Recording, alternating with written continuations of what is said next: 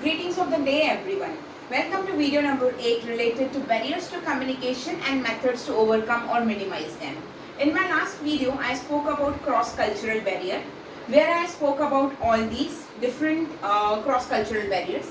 Coming to next few, the next cross-cultural barrier is when we are talking about non-verbal communication.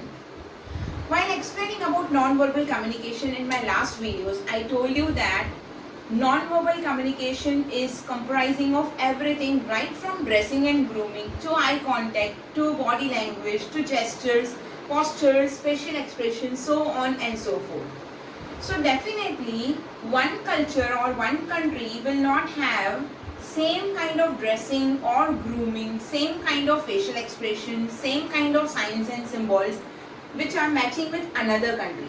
This becomes a very big barrier. Say for example, when we are talking about Indians, so Indians have very limited gestures. But when we are talking about the culture of Japanese or something like that, you will find that Japanese, they have lot of postures, lot of gestures in their verbal communication, and which is coming along with non-verbal communication. So often what happens that when one country person is speaking to the people of another country, their non-verbal communication is becoming a kind of barrier or hindrance. The next type of cross-cultural barrier is when we are talking about perception. This is the last cross-cultural barrier and is the most important and effective cross-cultural barrier. When we are talking about the perception, I might have told you earlier that perception is the way you look at the things. It is not at all essential that the way I look at certain thing, you might be looking at the same thing in the same way. There is a kind of difference. So, when we are talking about the concept of perception, say for example, rainfall. In India, rain is considered as God because India is basically an agricultural country and our whole economy is based on rainfall.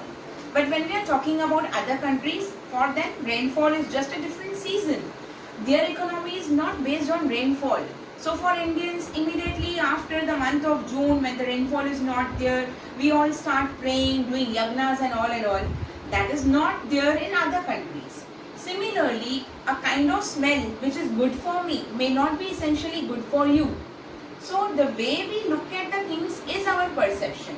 Different cultures, different countries, different people belonging to different religions will have definitely different perceptions towards different things. That is what is our different attitude. So this will create a lot of cross-cultural barrier. Now coming to the way of overcoming or minimizing or reducing the cross-cultural barrier is very simple. If we all really want to have peace and harmony in the world, we really want that the world should be a beautiful place to live in, we all should understand that we all should start respecting each other's culture. The moment you all start respecting each other's culture, there will be no cross-cultural barrier. Also remember, before criticizing any culture, any religion, any caste, any country, try to empathize. Try to put yourself into their role, and obviously then all the conflicts will get removed. So this is how we can definitely create understanding among each other, and we can reduce the cross-cultural barriers to the minimum thing. So this is all about barriers to communication and the methods to overcome them. Hope you all have understood the barriers and the methods to overcome them. Happy learning and thank you so much all of you.